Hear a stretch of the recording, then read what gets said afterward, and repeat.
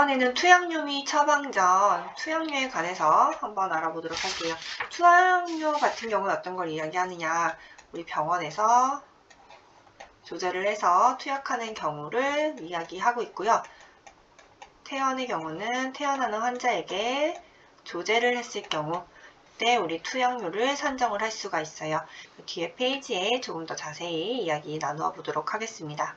학습 목표 볼게요. 투약 및 처방전용 학습 목표는 먼저 투약이랑 조제류에 관련해서 어떤 용어가 있는지 살펴볼 거고요. 그리고 산정 지침, 그리고 세부 인정 사항, 그리고 사례에 대해서 살펴보도록 하겠습니다. 투약류 및 처방전 이 파트에서는 우리가 볼 수 있는 단어들이 몇 가지 있는데요. 내복약, 그리고 외용약, DOR 점검이라는 단어도 볼 수 있어요. 그리고 처방전, 의약분업, 예외 구분이라는 말도 좀 쓸 거고요. 퇴장 방지 의약품 사용 장려비라는 단어도 나올 거예요. 그래서 요거는 뒤에 조금 더 자세히 말씀드릴 거고요. 이런 용어들을 사용하고 있다 정도로 지금 간단히 말씀드리고 뒤로 넘어가 보도록 하겠습니다. 우리 방금 앞에서 동그라미에 들어있는 용어들 보셨죠? 뭐 내복약, 외용약, DOR 점검, 이게 어떤 말들이냐? 먼저 내복약 볼게요. 내복 말 그대로 안에 복약을 하는 거예요.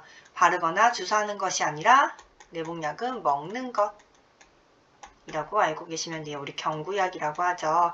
알약, 물약, 가루약 모두 내복약에 해당되고요. 외용약 같은 경우에는 외는 바깥을 의미해요. 피부에 직접 발라서 치료하는 거 뭐가 있을까요? 연고도 있을 수 있고요. 우리 쉽게 말하는 거 뭐 파스 같은 경우도 피부에 직접 붙이겠죠. 이렇게 밖에 바르거나 이제 도포하거나 붙이거나 소독하거나 하는 것을 우리는 외용약이라고 표현합니다. 처방전은 뭘까요? 처방전은 다들 아실 거예요. 우리 약국 갈 때 병원에서 진료 받고 데스크에서 종이 한 장 받죠. 그 한 장을 받고 약국에 가서 이거를 약국에 제출을 하고 그리고 약을 받아와요. 그때 제출한 이 종이가 바로 처방전이에요. 처방전은 의사가 환자를 치료하기 위해 필요한 의약품에 대해 기록한 문서라고 이야기하고 있는데 병원에서 약국까지 이 약을 지어주세요 하고 적어놓은 종이라고 생각하시면 되겠죠. DOR 점검, 이거를 좀 보셔야 되는데요. 생소한 단어일 거예요. DOR 점검 한번 같이 눈으로 살펴볼게요. 처방이나 조제 시 금기 약품에 대해서 이제 실시간으로 정보를 제공하는 거예요. 여기 어떤 것들이 있느냐. 첫 번째, 인부 금기 처방약제들이 있어요. 인부가 먹으면 태아에게 위험한 약제들을 만약에 병원에서 처방을 했을 경우에는 EMR 상에서 팝업이 뜨겠죠. 인부 금기 처방약제라고. 그리고 두 번째로 볼게요. 연령 금기 약제가 있어요. 연령 금기 약제 같은 경우는 어떤 거냐? 7세 미만에 7세 이하에게 처방을 해야 된다거나 7세 이상이 되어야 처방이 가능한 약제인데 예를 들어 7세 이상이 가능한 약제인데 5세 아이에게 처방을 약제를 넣었다. 코딩을 넣었다 했을 경우에는 그때도 우리 DOR 점검에서 이상이 있는 걸로 뜨겠죠. 그리고 세 번째, 예를 들어 우리 고혈압 있으신 분들은 약제를 하루 이틀 받아가시는 게 아니라 대량으로 길게 기간을 가져가세요. 예를 들어서 우리 90일 약제를 받았다고 생각을 해볼게요. 그럼 90일을 약제를 받고 한 3달 하루에 하나씩 먹는다고 생각하고 3달 뒤에 오는 것이 정석인데 만약에 한 달도 안 돼서 환자분이 오셨어요. 그랬을 경우에도 여기 DUR에서 뭔가 알림이 뜨게 되는 거예요.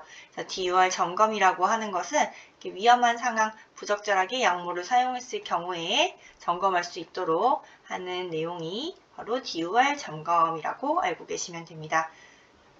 퇴장방지 의약품 사용 장려비를 볼게요. 퇴장방지 의약품 사용 장려비 같은 경우에는 우리는 약을 먹을 때 생각을 해볼게요. 자, 효과가 1인 약제와 A라는 약제가 있어요. 효과가 1이고 비용은 1,000원이에요. 그런데 비약제는요, 효과가 2이고 비용이 500원이래요. 그럼 어떤 약제를 쓰시겠어요? 효과가 더 높고 값이 더 싼 약제를 쓰겠죠. 그럼 세월이 흘러가면 할수록 계속 점점 개발이 더 많이 되잖아요. 그래서 우리 예전에는 A 약제를 쓰다가 이제는 거의 대부분 B 약제를 쓰게 되는 거예요. 그럼 이 A 약제는 어떻게 되겠어요?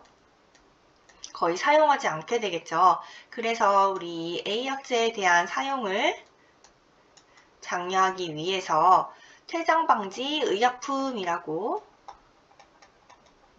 하죠. 이런 의약품에 대한 사용 장려비를 주고 있어요. 이거 같은 경우에는 제가 뒤에 쪽에 그 약품들에 대해서 정리를 해 두었고요. 이 사용 장려비 같은 경우에는 약값에 10%를 추가로 지급해서 이 약제를 더 사용하게 하는 것, 그게 바로 퇴장방지 의약품 사용 장려비라고 알고 계시면 될 것 같아요.